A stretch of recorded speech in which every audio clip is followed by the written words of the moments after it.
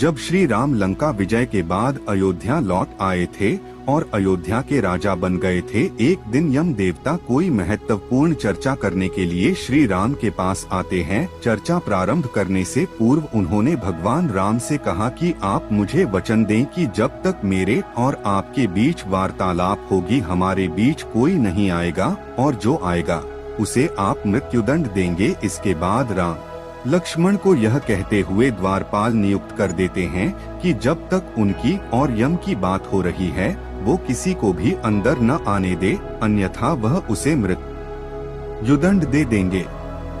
लक्ष्मण भाई की आज्ञा मानकर द्वारपाल बनकर खड़े हो जाते हैं।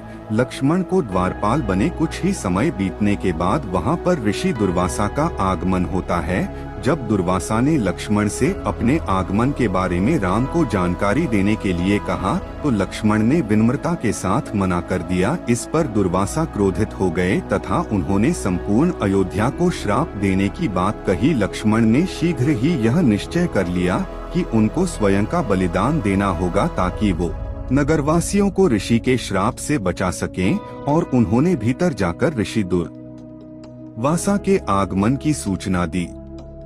अब श्री राम दुविधा में पड़ गए क्योंकि उन्हें अपने वचन के अनुसार लक्ष्मण को मृत्युदंड देना था। इस दुविधा की स्थिति में श्री राम ने अपने गुरु वशिष्ठ का स्मरण किया और कोई रास्ता दिखाने को कहा। गुरुदेव ने कहा कि अपनी किसी प्रिय वस्तु का त्याग उसकी मृत्यु के समान ही है, अतः तुम अपने वचन का पालन करने के लिए लक्ष्मण का त्याग कर दो। लेकिन जैसे ही लक्ष्मण ने यह सुना तो उन्होंने राम से कहा कि आप भूल कर भी मेरा त्याग नहीं करना, आपसे दूर रहने से तो यह अच्छा है कि मैं आपके वचन का पालन करते हुए मृत्यु को गले लगा लूं। ऐसा कहकर लक्ष्मण ने जल समाधि ले ली।